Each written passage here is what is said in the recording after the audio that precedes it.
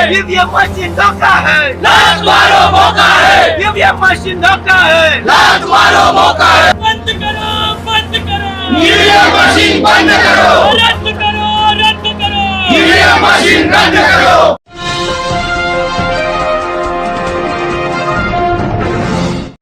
साथियों नमस्कार, मैं हूं नीरज पटेल और आप देख रहे हैं नेशनल जनमत। ईवीएम मशीन धोखा है, लात मारो मौका है। इन नारों के साथ आरएसएस के गढ़ यानी नागपुर में ईवीएम मशीन के मॉडल को जला दिया गया, पैरों से रौंद दिया गया। कहा गया कि अगर ईवीएम रही तो देश में मनुस्मृति का शासन लागू हो जाएगा। ईवीएम के बारे में मैं क्या सोचता हूं इस पर आगे चर्चा करेंगे, लेकिन पहले यह जरूरी है कि ईवीएम के बारे में अगर पूरे देश में जागरूक वर्ग में गतिरोध है, असमंजस है और उनको लगता है कि पूरे देश में लोग तो मोदी जी से नाराज हैं, फिर भी मोदी जीत कैसे जाते हैं, तो लोकतंत्र की मजबूती के लिए यह जरूरी है कि चुनाव आयोग मतदाताओं का, जनता का यह भ्रम दूर करे कि ईवीएम में खिलवाड़ और छेड़छाड़ संभव है। यह दूर होगा कैसे?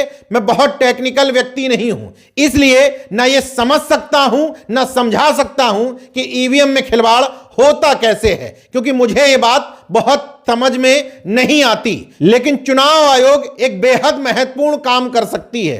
कागज की पर्ची, महज एक कागज की पर्ची से जनता का भ्रम दूर हो जाएगा, जिसको कहा जाता है वीवीपीएटी यानी कि वीवीपैट पर्ची। यह वही पर्ची है जो 7 सेकंड तक ईवीएम की छोटी सी स्क्रीन पर दिखती है कि आपने किसको वोट डाला, किस चुनाव निशान में डाला। यही पर्ची अगर प्रत्येक मतदाता को दे दी जाए कि आपका वोट इस चुनाव निशान पर पड़ा, इस व्यक्ति को पड़ा, तो सारा भ्रम दूर हो जाएगा। दरअसल ईवीएम को लेकर के जब भी सवाल उठते हैं तो यही सवाल उठाया जाता है कि मैंने वोट फलाने व्यक्ति को डाला लेकिन वोट बीजेपी में चला गया। तो अगर हर मतदाता को वीवीपैट पर्ची पकड़ा दी जाएगी तो शायद यह भ्रम भी दूर हो जाएगा। लोकतंत्र की मजबूती के लिए, पारदर्शी और निष्पक्ष चुनाव कराने के लिए चुनाव आयोग इसका इस्तेमाल कर सकती है। मगर संदेह तभी गहराता है कि इस पर्ची का इस्तेमाल क्यों नहीं किया जा रहा। चुनाव आयोग की कहीं पर मैं बयान पढ़ रहा था, उसने कहा कि केंद्र सरकार से इसके लिए जरूरी बजट मांगा लेकिन उपलब्ध अभी तक नहीं कराया गया, इसलिए मोदी सरकार भी संदेह के घेरे में आती है। एक बात और, ईवीएम मशीन में जहां वीवीपैट पर्ची दिखती है उस कांच का रंग भी डार्क यानी कि काला रखा गया है, उससे वो पर्ची साफ नजर नहीं आती। तो पहले तो उसका कलर बदल करके पूरी तरीके से पारदर्शी किया जाए और वीवीपैट पर्ची मतदाताओं को पकड़ा दी जाए तो शायद यह भ्रम दूर हो सकता है। सुप्रीम कोर्ट और चुनाव आयोग को इसमें महत्वपूर्ण भूमिका अदा करनी चाहिए, जो वो नहीं कर रहे हैं। बहरहाल जब तक नहीं कर रहे हैं तब तक इस तरह के विरोध प्रदर्शन और ईवीएम से चुनाव होने पर मोदी ही जीतेंगे, इन आरोपों के लिए तैयार रहना चाहिए। नागपुर में जो ये विरोध प्रदर्शन हो रहा था, इसको एक संगठन भारत मुक्ति मोर्चा और राष्ट्रीय पिछड़ा वर्ग मोर्चा के पदाधिकारी और कार्यकर्ता कर रहे थे।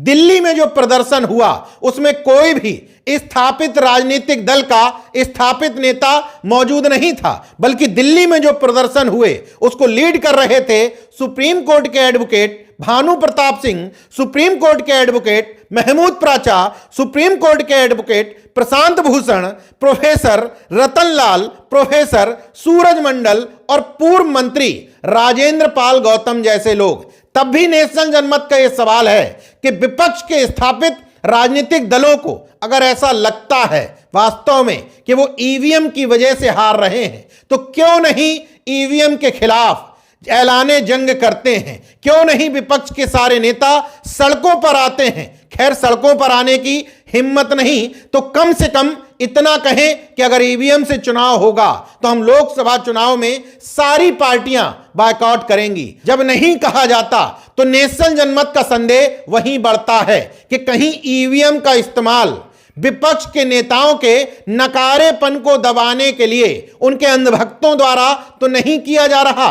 क्योंकि ईवीएम के शोर तले ये तमाम बातें दबती हैं कि विपक्ष के नेताओं का स्टैंड क्लियर क्यों नहीं है, विपक्ष के नेताओं के पास स्पष्ट रणनीति क्यों नहीं है। अगर बीजेपी राम मंदिर के नाम पर पूरे देश में राम लहर फैलाना चाहती है तो विपक्ष के पास इसकी मुकम्मल कार्ड क्या है। कोई कह रहा है हम अभी जाएंगे, कोई कह रहा है बाद में जाएंगे, कोई कह रहा है आमंत्रण मिलेगा तो जाएंगे, कोई कह रहा है डाक से मिला है, डायरेक्ट देने आते तो जाते। कुल मिलाकर के तस्वीर क्लियर नहीं कर पा रहे हैं। बहरहाल इन सब चीजों के बीच में एक चीज और संदेह उत्पन्न करती है। ये तमाम सारे लोग जो प्रेस कॉन्फ्रेंस में बैठे हैं, इन्हीं में से कुछ लोग ये भी कहते हैं कि बीजेपी राष्ट्रवाद का झुंझुना दे करके पुलवामा में 40 शहीदों की शहादत दे करके चुनाव जीत जाती है। कोई कहता है धर्म की चाशनी में बहला करके जीत जाती है, कोई कहता है 5 किलो राशन दे करके जीत जाती है।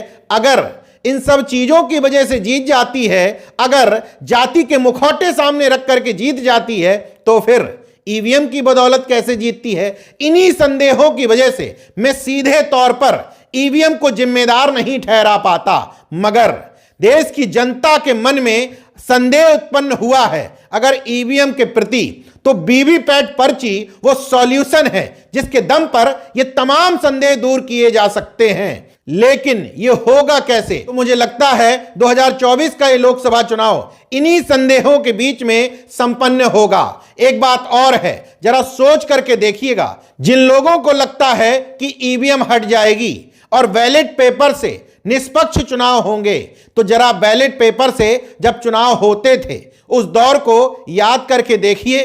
कहीं स्याही डाल दी जाती थी, कहीं बैलेट बॉक्स लूट करके भाग जाते थे, कहीं विरोधी मतदाताओं को सत्ता पक्ष के लोग घरों से ही नहीं निकलने देते थे।